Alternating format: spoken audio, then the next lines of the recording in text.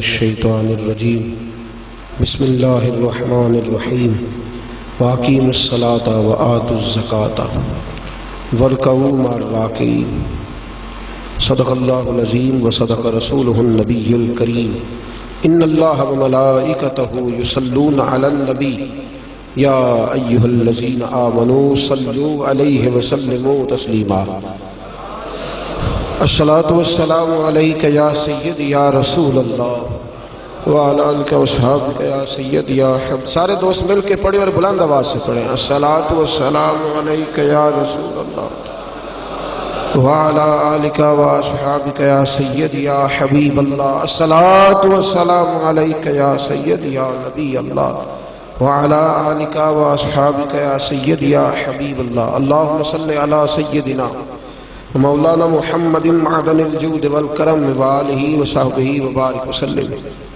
حمد و صلاۃ کے بعد زکوٰۃ اسلامی فرائض میں سے اہم فریضہ ہے.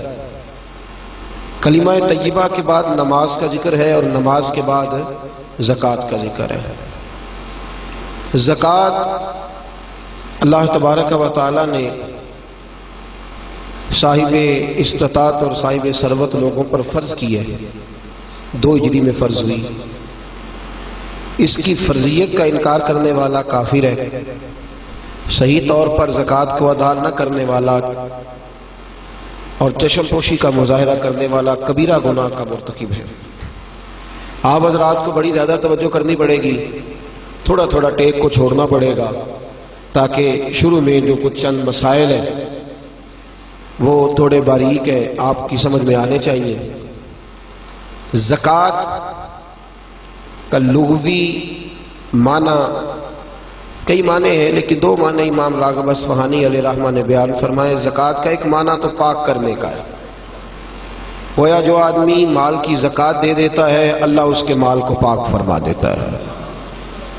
کم و بیش 40 سے زیادہ مقامات پر قرآن پاک نے زکوٰۃ کا ذکر فرمایا ہے. کتنی جگہوں پر؟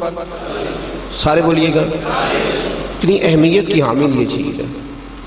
تو زکوٰۃ کا ایک معنی ہے پاک کرنے کے، پاک ہونے، اور زکوٰۃ کا معنی دوسرا یہ ہے وہ چیز جو بڑھ جاتی ہے، جس میں اضافہ ہو جاتا ہے، جس کی افزائش ہوتی ہے. گویا جو آدمی زکوٰۃ ادا کرتا ہے اللہ اس کے مال کو اضافہ عطا فرما دیتا ہے. قرآن مجید نے کہا واقیموا الصلاۃ وآتوا الزکاۃ، نماز قائم کرو اور زکوٰۃ ادا کرو. نماز قائم کرو اور زکوٰۃ، بولیے گا جی، زکوٰۃ. اور ترغیب و ترہیب میں حدیث ہے، میرے نبی پاک صلی اللہ علیہ وسلم نے فرمایا جو زکوٰۃ نہیں دیتا اللہ اس کی نماز بھی قبول نہیں فرماتا. اٹھا کے لے جا.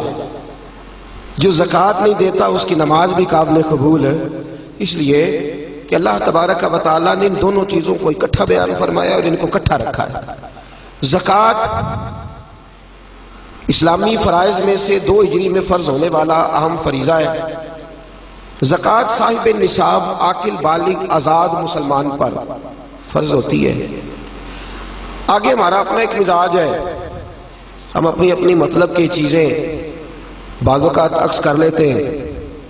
زکوٰۃ کا نصاب ہے جس شخص کی ضروریات زندگی نکال کر اس کے پاس اتنے پیسے جمع ہو جائیں جتنے 7.5 تولے سونے کے ہوتے ہیں یا 52.5 تولے چاندی کے ہوتے ہیں. کتنے کی ہے 52.5 تولے چاندی؟ 35-40 ہزار کی ہوگی. تو اس کا مطلب ہے جو آدمی اپنی ضروریات نکال کے 40 ہزار بھی جس کے بینک میں موجود ہے، سال گزرنے پر اسے بھی زکوٰۃ دینی ہے. اب جب ہم نصاب کرتے ہیں تو ہم چاندی کا کرتے ہی نہیں، ہم سونے والا نصاب کر لیتے ہیں تاکہ تھوڑا آگے جا کے زکوٰۃ فرض ہو، جلدی نہ ہو جائے. شریعت نے اجازت دیا یا چاندی کا کر لو یا سونے کا کر لو، لیکن چاندی کا نصاب لوگ جاگ رہے ہیں نا. آپ حضرات اگر کچھ سوئے تو اسے تھوڑا جگائیے گا، یہ آج فرض مسئلہ ہے نا جی، اس پر غور زیادہ ضروری ہے. اچھا دیکھیں، شریعت کا حکم ہے کہ صدقہ فطر یا 2.25 سیر گندم یا 3.5 کلو کھجوریں کس حساب سے دیتے ہیں لوگ؟ تو کھجوروں کے حساب سے کیوں نہیں دیتے؟ بولے جی، کیسی عجیب بات ہے. ہم اپنی اپنی مرضی کا معاملہ لے کر کے چلیں گے، اپنی اپنی مرضی کا. یاد رکھ میرے دوست، رسول پاک صلی اللہ علیہ وسلم نے فرمایا لوگ سمجھتے ہیں صدقہ دینے سے مال کم ہوتا ہے، فرمایا میں اللہ کا رسول وعدہ کرتا ہوں صدقہ دینے سے اللہ مال میں اضافہ فرما دے گا، زکوٰۃ دینے سے اللہ تمہارے مال میں اضافہ فرما دے گا۔ 7.5 تولے سونے کی قیمت یا 52.5 تولے، ضروریات سے ہٹ کر اتنا سرمایہ آدمی کے پاس ہو اور اس پر سال گزر جائے، اس نے زکوٰۃ دینی ہے۔ کتنی دینی ہے؟ 40واں حصہ، یعنی 100 میں سے اس نے بولیے 2.5 روپے 2.5 روپے اس نے زکوٰۃ دینی۔ بڑا سادہ سا معاملہ ہے، بڑا سادہ سا، ہمیں پتہ ہوتا ہے کون سی گاڑی ضرورت کی ہے اور کون سی گاڑی فیشن کی ہے، ہمیں پتہ ہوتا ہے کون سی چیزیں میری ضرورت کی ہیں، کون سی میں نے اضافی رکھی ہوئی ہے۔ دیکھیں شریعت ایک محتاط زاویہ بیان کرتی ہے اور پریشان نہیں کرتی کسی کو بھی، جو تیری ضرورت کی چیز ہے اس پر زکوٰۃ اللہ پاک نے رکھی۔ ہیرے کی انگوٹھی کوئی شخص پہن لے، اس نے اپنی زوجہ کو، اپنی بیٹی کو، اپنی بہن کو ہیرے کی انگوٹھی پہنا دی، توجہ ہے آپ حضرات کی؟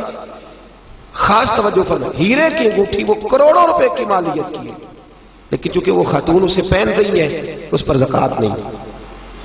سونے پر زکوٰۃ ہے چاہے عورت پہنے بھی، یہ اللہ پاک کا قانون ہے نا جی، اس پر زکوٰۃ نہیں رکھی، اس پر اللہ پاک نے زکوٰۃ، نبی پاک صلی اللہ علیہ وسلم نے فرمایا وہ ایک چیز ہے، وہ بعض اوقات ایک ہی ہوتی ہے اور ضرورت کی ہوتی ہے، لوگ اسے پہنتے ہیں، تو منع جو ہے وہ کہہ دیا کہ اس پر زکوٰۃ نہیں۔ پھر آپ کے پاس 100 کلہ زمین کا ہے، 100 ایکڑ زمین ہے، لیکن وہ کاشتکاری کی زمین ہے، آپ نے اس لیے نہیں رکھی ہوئی کہ مہنگی ہوگی تو میں بیچ دوں گا، ہے 100 ایکڑ لیکن کاشتکاری پہ رکھی ہے، اللہ نے اس پر زکوٰۃ نہیں رکھی، اس پر عشر رکھا ہے، زکوٰۃ نہیں ہے اس پر۔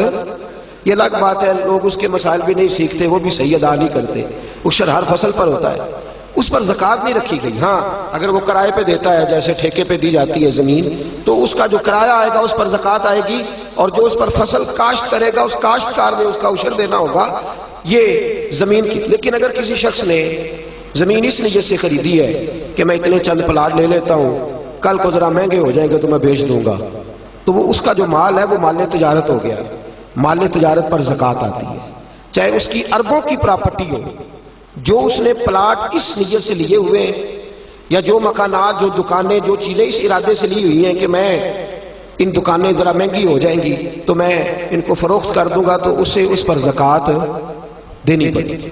ہاں ٹھیک ہے، وہ ذری زمین خرید لے، وہ یہ ارادہ کر لے کہ میرے پاس 6 پلاٹ ہیں تو میرے 6 بچے ہیں تو سارے ایک ایک میں رہیں گے، یہ نیت کر لے، کل کو بیچنی پڑ جائے تو معاملہ الگ ہے، لیکن آج شریعت اس سے زکوٰۃ کا مطالبہ نہیں کرتی۔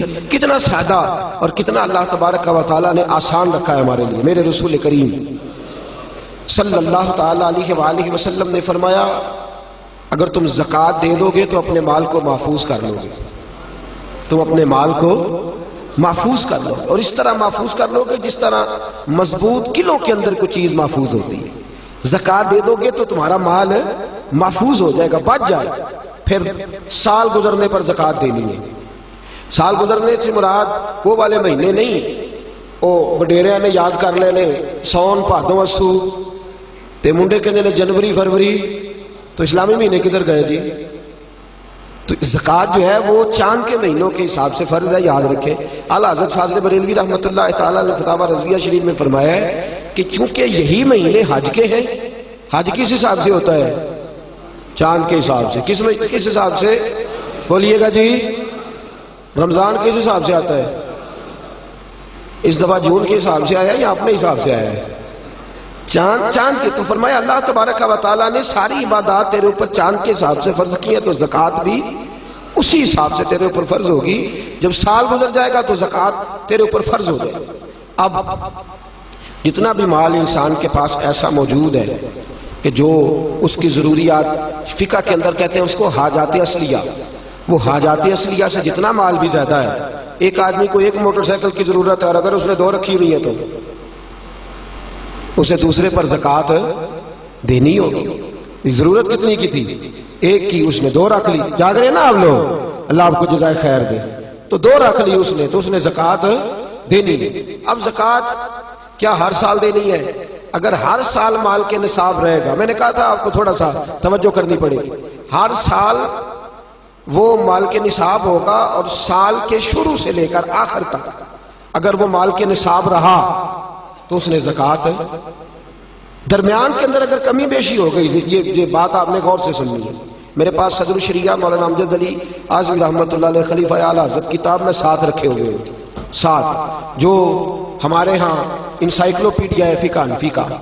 میں بڑی باریک کر کے اور آسان کر کے مسائل فقہ آپ کی خدمت میں عرض کرنے کی کوشش کر رہا ہوں، سمجھیے گا بات۔ ایک شخص کے پاس پیسے موجود تھے، 10 لاکھ روپیہ پڑا تھا اس کے اکاؤنٹ میں۔ اب اس کے پاس یکم رمضان کو 10 لاکھ روپیہ تھا، لیکن درمیان میں وہ 9 بھی ہوا ہے، وہ 8.5 بھی ہوا ہے۔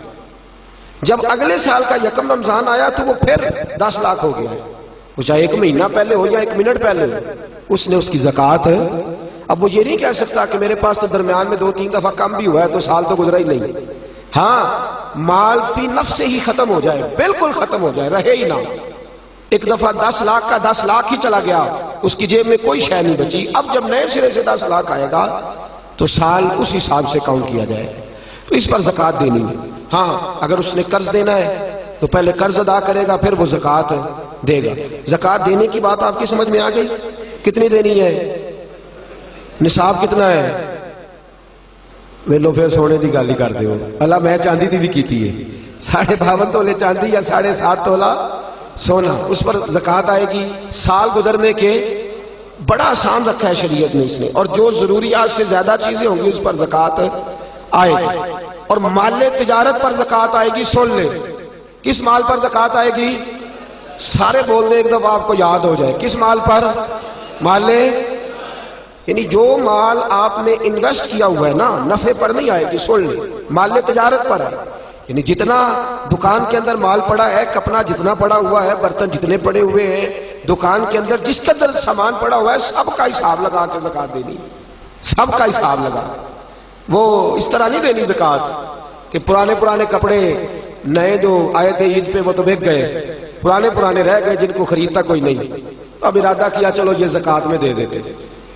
اس طرح لن تنالوا البر حتی تنفقوا مما تحبون، فرمایا تجھے نیکی اس وقت ملے گی جب تو اپنی پیاری چیز اللہ کی راہ میں خیرات کرے، جب تو اپنی پیاری چیز اللہ کے راستے میں۔ اور سن لیں، جب کسی کو زکوٰۃ دیں گے تو اسے مالک بھی بنانا ہوگا۔ کیا کریں گے؟ اسے مالک بنانے سے مراد یہ ہے کہ آپ اس کے ہاتھ میں دیں گے کہ بھئی یہ تیرے ہیں، تو اپنی مرضی سے ان کو استعمال ہے۔ یہ نہیں کہہ سکتے کہ میں نے روٹی پکائی ہے چل کھا اور نکل جا، زکوٰۃ ہو گئی۔ اس طرح زکوٰۃ ادا۔ ایک صاحب بعض اوقات لوگ جو ہوتے ہیں وہ آتے ہیں، ایک دوست میرے پاس بھی آئے، کہنے لگے مدرسے میں زکوٰۃ دینی ہے، مجھے کوئی کام بتائیں مدرسے کا، وہ کام میں کر دوں۔ میں نے کہا آپ کہیں اور چلے جائیں۔ بھئی زکوٰۃ سے مراد یہ ہے کہ آپ اس کو مالک بنائیں، جہاں ضرورت ہوگی وہاں وہ اس چیز کو خرچ۔ تو میں نے کہا ویسے بھی اگر اعتماد اتنا تھوڑا ہو تو وہاں تو زکوٰۃ ہوتی نہیں کہ مجھے بتا دیں کہ میں کچھ کر دوں۔ تو میں نے کہا تھوڑا تھوڑا دوسروں کو بھی دیانتدار سمجھے، سب نے دنیا سے جانا ہے، اللہ کی بارگاہ میں حاضر ہونا ہے، آپ کہیں اور چلے جائیں۔ ویسے بھی ہم نے تھوڑا رویہ اور طرح کا رکھا ہوا ہے ان معاملات کے اندر، ہم ذرا ویسے ہی محتاط چلتے ہیں۔ تو عرض کرنے کا مقصد یہ ہے کہ آپ سامنے والے کو مالک بنائیں، اسے آپ مجبور نہیں کر سکتے۔ ایک مثال سنیے، اگرچہ کپڑے دینے سے زکوٰۃ ادا ہو جاتی ہے، لیکن ایک آدمی کے پاس کپڑے تو ہیں، دوائی کے پیسے نہیں، آپ اسے زکوٰۃ دیتے ہیں، کہتے کپڑے خرید لے، اسے کپڑوں کی ضرورت ہے کہ دوائی کی؟ وہ بغیر دوائی کے اٹھ ہی نہیں سکتا چارپائی سے، آپ نے اسے پابند کر دیا کہ تو نے کپڑے لینے ہیں، تو وہ کیا کرے گا؟ تو آپ اسے مالک بنائیں۔ اور پھر شریعت کہتی ہے کہ مستحب یہ ہے کہ ایک کو زکوٰۃ زیادہ دو تاکہ اس کا کچھ بن جائے، بلکہ حضرت عمر بن عبدالعزیز تو فرمایا کرتے تھے کہ اس کو زکوٰۃ لگتی ہو تو اتنی دے دو کہ اگلے سال وہ خود زکوٰۃ دینے کے قابل ہو جائے۔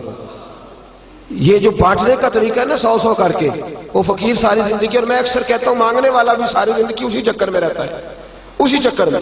حاجی صاحب نے اس دفعہ آٹے کا توڑا دیا تو جاتی دفعہ کہتے ہیں اگلے سال بھی ساڑھا خیال رکھے گا، او خدا کے بندے اگلے سال بھی تیرا یہی پروگرام ہے مانگنے کا ہی، تو یہ دعا کیوں نہیں کرتا کہ یا اللہ اگلے سال مجھے دینے کی توفیق عطا فرما، مجھے ہمت دے اگلے سال میں دینے لگ جاؤں۔ تو زکوٰۃ آپ سامنے والے کو مالک بنائیں اور ضروریات سے زیادہ حساب لگائیں ہر شے۔ سن لے، جو بچی کے لیے آپ نے جہیز بنا کے رکھا ہوا ہے اس پر بھی زکوٰۃ آئے گی، آپ نے اس پر بھی زکوٰۃ دینی ہے۔ آپ نے اپنے مکان کے لیے پیسے رکھے ہوئے ہیں کہ میں نے مکان خریدنا ہے، خرید لیں گے تو زکوٰۃ نہیں آئے گی، اور جب تک خریدتے نہیں اس وقت تک زکوٰۃ آئے گی۔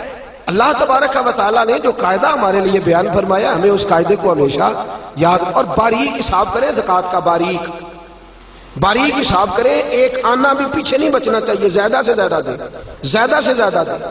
ہم لیتے وقت حساب باریک کرتے ہیں اور دیتے وقت کون سا کرتے ہیں بھلا؟ موٹا موٹا۔ جی وہ کیا ہوتا ہے جی؟ وہ موٹا موٹا تو چاہیے تھا نا، ذرا موٹا موٹا ہوتا، لیکن وہ ہم کام نہیں کرتے۔ باریک حساب کریں، فرض جو ہوتا ہے نا، فرض دیکھیں، ایک شخص کہتا ہے میں موٹا موٹا کر کے عشاء کی نماز پڑھ رہا ہوں، کتنی رکعتیں پڑھی ہیں؟ کہ مجھے یاد ہی نہیں، تو نماز ہو گئی اس کی؟ اسے پتا ہونا چاہیے میری انویسٹمنٹ کتنی ہے، میرے ضروریات کتنی ہے، اور میں نے کتنے پیسے میں بچاتا ہوں، مجھے ان پر زکوٰۃ دینی ہے۔ زکوٰۃ دینی کس کو ہے یہ سن لیں۔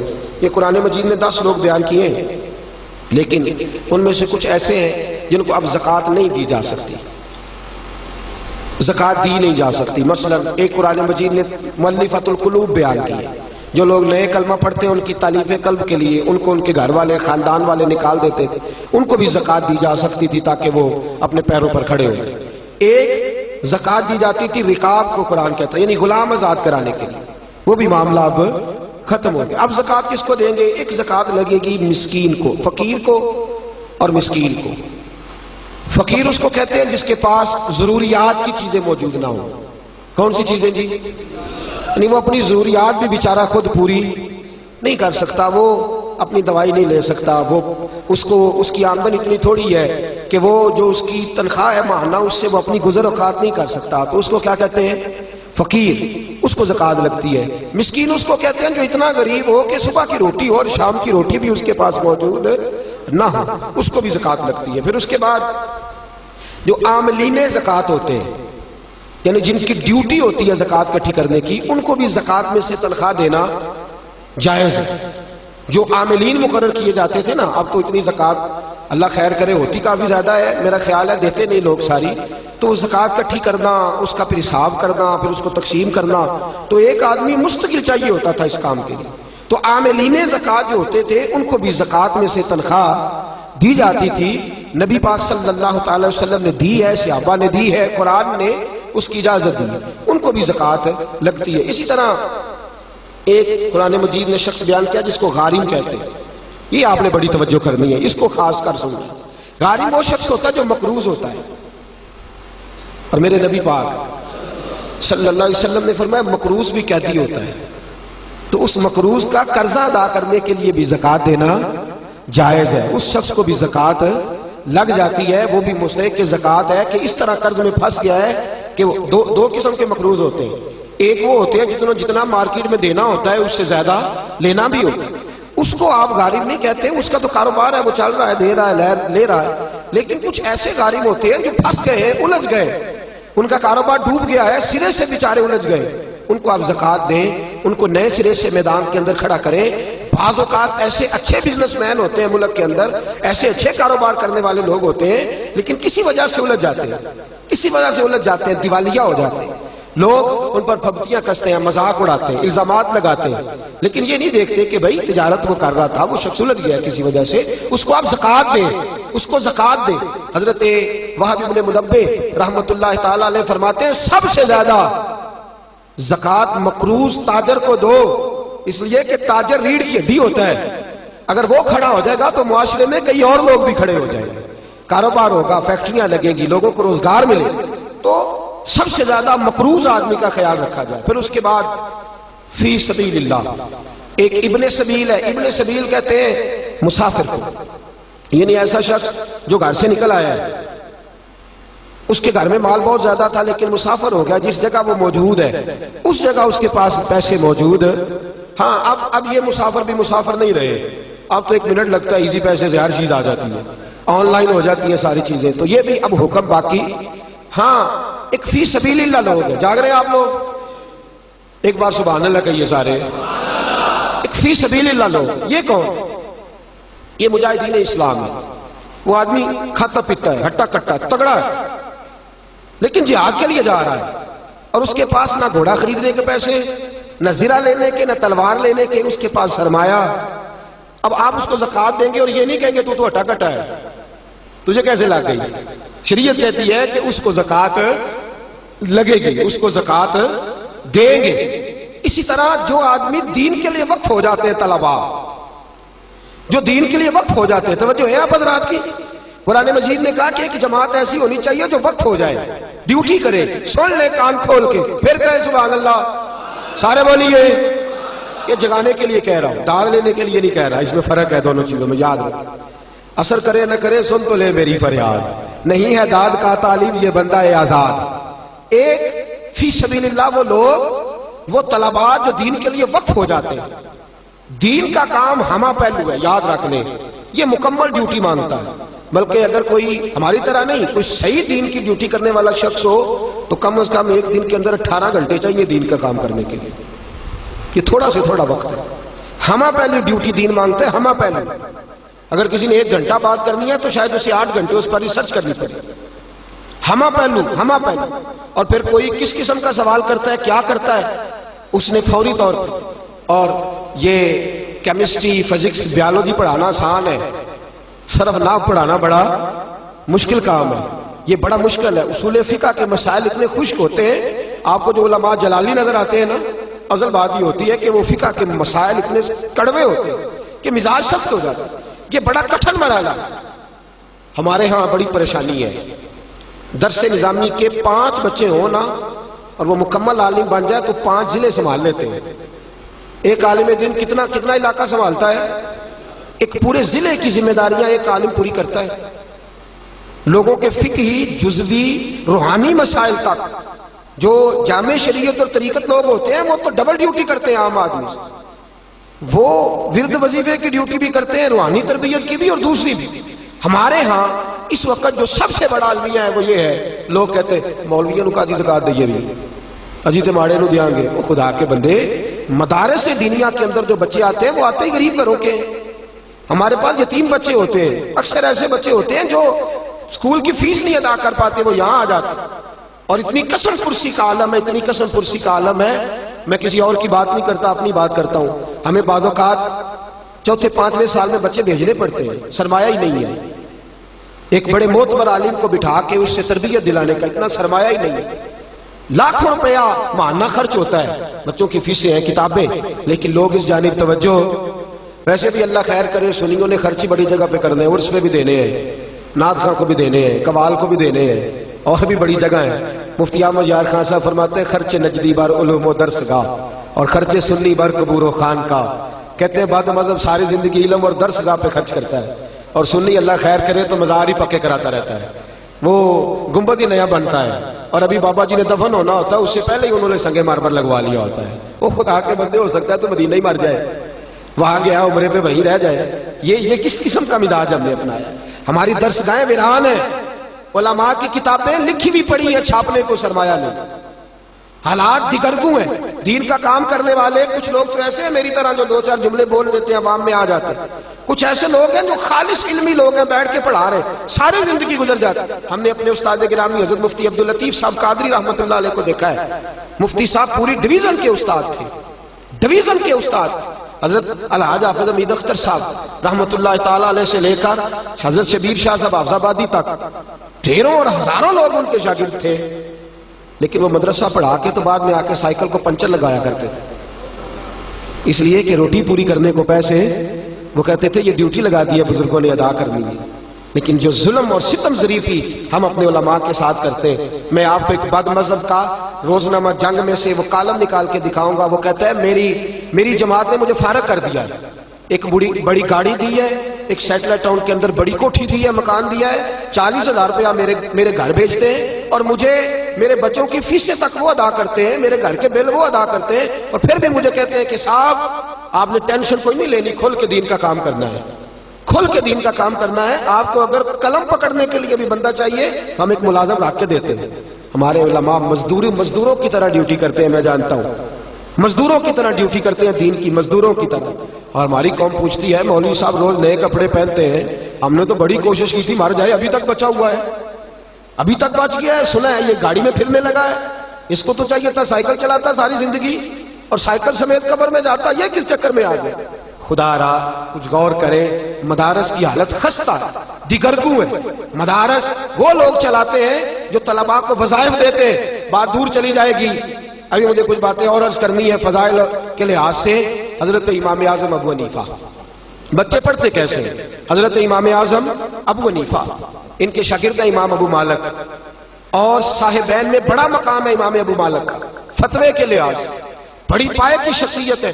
اور یہ وہ امام ابو مالک ہے جن کو ہارون رشید نے قاضی بنایا تھا، چیف جسٹس بنایا تھا پورے امت مسلمہ کا۔ حضرت امام ابو مالک کے جو والد تھے بچپن میں فوت ہو گئے، 4 بہنیں تھیں، اتنا سرمایہ نہیں تھا، تو امام صاحب بڑے ذہین تھے، اماں نے اٹھا کے نا ان کو مدرسہ سے، تو ان کو ایک دھوبی کے پاس کام سیکھنے بٹھا دیا کہ کپڑے دھونے کا طریقہ سیکھ جائے۔ تو فرماتے ہیں میں کپڑے دھونے کا طریقہ سیکھنے جاتا تو رستے میں امام اعظم کا مدرسہ تھا۔ آپ زندگی میں جتنے لوگوں کو دیکھیں گے کوئی کمال کیا ہے وہ غریب گھروں سے تعلق رکھتے ہیں، انہوں نے ٹھوکریں کھائی ہیں تو محنتی ہو گئے، ٹھوکریں کھائی۔ تو کہتے ہیں رستے کے اندر امام مالک کا مدرسہ، امام اعظم کا مدرسہ تھا، تو مجھے چونکہ شغف تھا، میں وہاں سے آواز سنتا قرآن کی، فقہ کی، حدیث کی، تفسیر کی، تو میرا آگے بڑھنے کو دل نہ کرتا، میں وہی بیٹھ جاتا۔ ایک دو دن میں طلباء میں بیٹھا، امام صاحب کی نظر میں بڑا کمال تھا، انہوں نے کہا بیٹے آگے آ جا، آگے آ گیا، نام پوچھا، کہا بیٹے تو پڑھا کر۔ فرماتے ہیں میں پورا مہینہ امام صاحب کے پاس پڑھتا رہا، مہینے کے بعد اماں نے کہا بیٹا تنخواہ، تو میں نے کہا اماں تنخواہ تو وہ دے گا نا جو ڈیوٹی پہ جاتا ہو، تو میں تو پڑھ کے آ جاتا ہوں۔ کہتے ہیں میری اماں جلال کے اندر آئی اور حضرت امام اعظم کے پاس گئی، کہنے لگی تو بچہ ہے مولوی، تجھے خیال کرنا چاہیے، وہ تو بچہ ہے، تو نے میرا بیٹا بٹھا لیا، میری 4 بیٹیاں ہیں، کون روٹی دے گا؟ خیال کر، کبھی مسلوں سے بھی پیٹ بھرے۔ حضرت امام اعظم ابو حنیفہ اماں کی جلالی باتیں سن کے کہنے لگے اماں اسے دین پڑھنے دے، ایک وقت آئے گا بادشاہوں کے تخت پہ بیٹھ کر حلوے کھایا کرے گا، بادشاہوں کے تخت پہ بیٹھے گا یہ اور حلوہ کھائے گا۔ کہنے لگی مولوی مجھے خواب نہ دکھا، کہاں میرا بیٹا اور کہاں بادشاہ، کہاں ہمارا گھر؟ جس طرح آج بڑا اعلیٰ کھانا غذا ہوتا ہے نا، اس زمانے میں حلوہ کسی کے گھر میں پکتا تھا، بڑی غذا ہوتی۔ 40 سال بیت گئے، امام اعظم کا انتقال ہو گیا۔ اچھا ہوا کیا؟ امام اعظم نے پوچھا تمہارے گھر کا خرچہ کتنا ہے؟ تو اماں کہنے لگی 4 دینار مہینے کے، اگر کوئی شعیب آئے میسر، شبانی سے کلیمی 2 قدم ہے، اگر کوئی شعیب آئے میسر، شبانی سے کلیمی 2 قدم۔ حضرت امام اعظم ابو حنیفہ کہنے لگے 4 دینار اماں تیرے گھر میں ہر مہینے پہنچ جایا کریں گے، بچے کو پڑھنے دے، اس کا خرچہ میں دوں گا، جس کو آج آپ وظیفے کا نام دیں۔ آپ نے ان کو پڑھایا، عالم بنے، اور جب